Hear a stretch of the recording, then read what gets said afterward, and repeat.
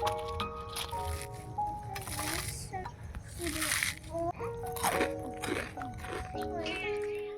Everyone, আসসালামু আলাইকুম। Welcome back to my channel. কেমন আছো তোমরা? আশা করছি ভালো আছো। তোমাদের রোজা রান্নাঘর উইথ ব্লগ প্রতিদিনের মতো আজ আবারও চলে এলাম তোমাদের মাঝে নতুন আরেকটি রেসিপি নিয়ে। আজকে আমার রেসিপি থাকছে ধনেপাতার পাকোড়া। ভিডিওটি স্কিপ না করে শেষ পর্যন্ত দেখার অনুরোধ রইল। আশা করছি তোমাদের খুবই ভালো লাগবে। চলো তাহলে দেখে নেওয়া যাক আজকের রেসিপি। পাকোড়া বানানোর জন্য এখন যাচ্ছি বাগানে। বাগান থেকে তুলে নেব তাজা তাজা ধনেপাতা। বাগানে তো অনেক ধনেপাতা চাষ হয়েছে। চলো তোমাদেরকে দেখাচ্ছি কোথায় ধনেপাতা চাষ হয়েছে।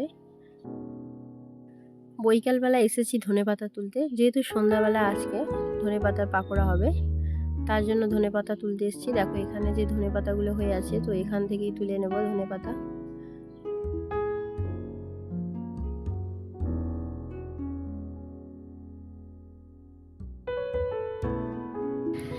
এখান থেকে যেই গাছগুলো একটু বড় বড় আছে সেই ধনেপাতাগুলো তুলে নেব।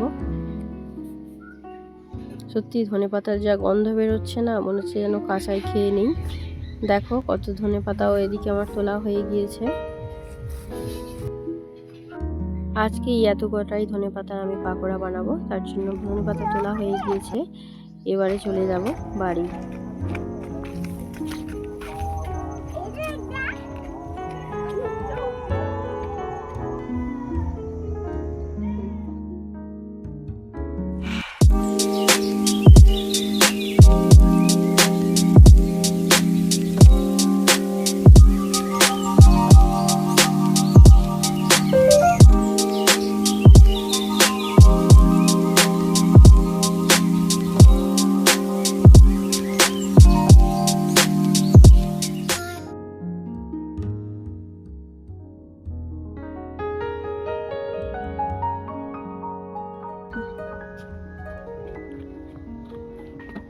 পাকোড়া বানানোর জন্য রান্নাঘরে চলে এসেছি।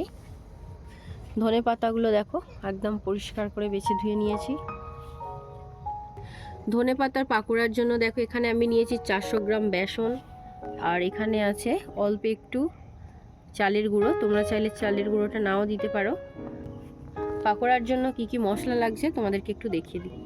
এখানে নিয়েছি স্বাদ মতো নুন, লঙ্কা গুঁড়ো, হলুদ গুঁড়ো, জিরে গুঁড়ো, ধনে গুঁড়ো, মরিচ গুঁড়ো, কালা জিরে, আর নিয়েছি আদা বাটা। বেসনে দিয়ে দিচ্ছি চালের গুঁড়ো,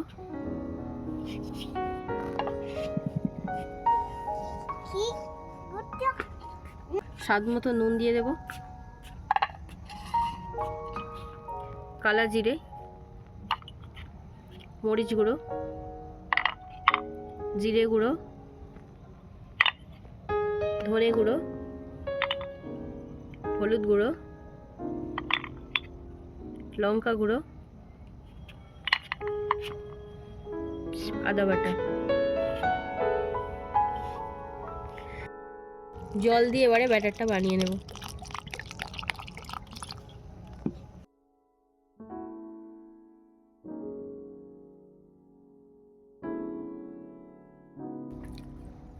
অল্প অল্প জল দিয়ে আমি ব্যাটারটা বানিয়ে নিচ্ছি।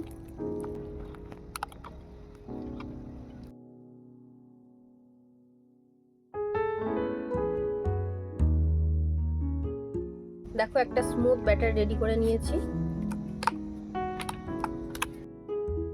উনুনটা জ্বালিয়ে নিয়েছি, এবারে মাটির কড়াটা বসিয়ে দেব।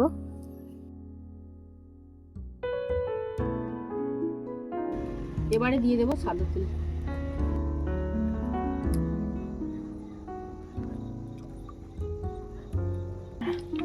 ধনে পাতাগুলো বড়ই আমি রেখেছি, ধনে পাতাগুলোকে এরকম দুভাঁজ করে নিচ্ছি।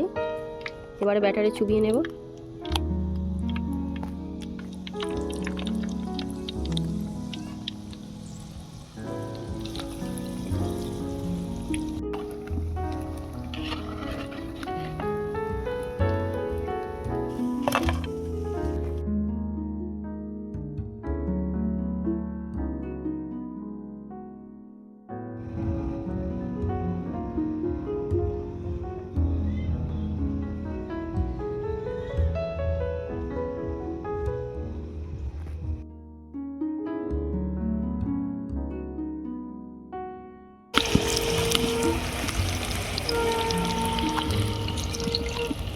ধনে পাতাগুলো এরকম 2 ভাঁজ করে নিচ্ছি আমি, নিয়ে ব্যাটারি চুবিয়ে তেলের মধ্যে দিয়ে দিচ্ছি।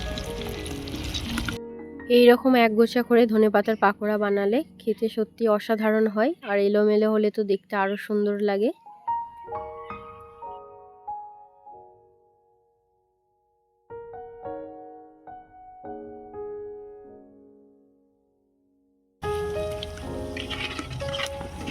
পাকোড়াগুলো আমি মুচমুচে করে ভেজে তুলে নিচ্ছি। এইভাবে বাকি পাকোড়াগুলোও ভেজে নেব।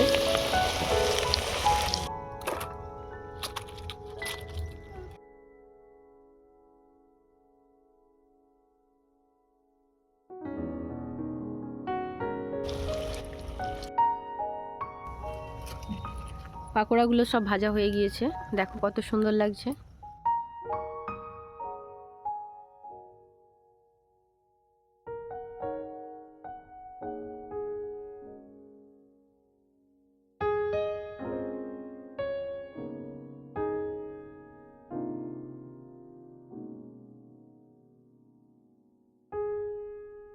কতটা মুচমুচে হয়েছে,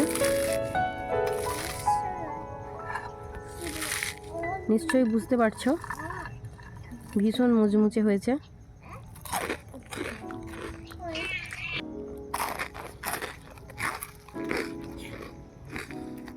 ধনেপাতার পাকোড়ার রেসিপি তোমাদের কেমন লেগেছে অবশ্যই কমেন্টে জানাবে। যদি রেসিপি ভালো লেগে থাকে লাইক, কমেন্ট, শেয়ার, সাবস্ক্রাইব করে আমার পাশে থেকো। আর যারা ফেসবুক থেকে দেখছো অবশ্যই আমার পেজটা ফলো করে দিও। দেখা হচ্ছে আবারও নেক্সট অন্য কোনো রেসিপির সাথে। ভালো থেকো, সুস্থ থেকো, পরিবারের খেয়াল রেখো। বাই, আল্লাহ হাফেজ।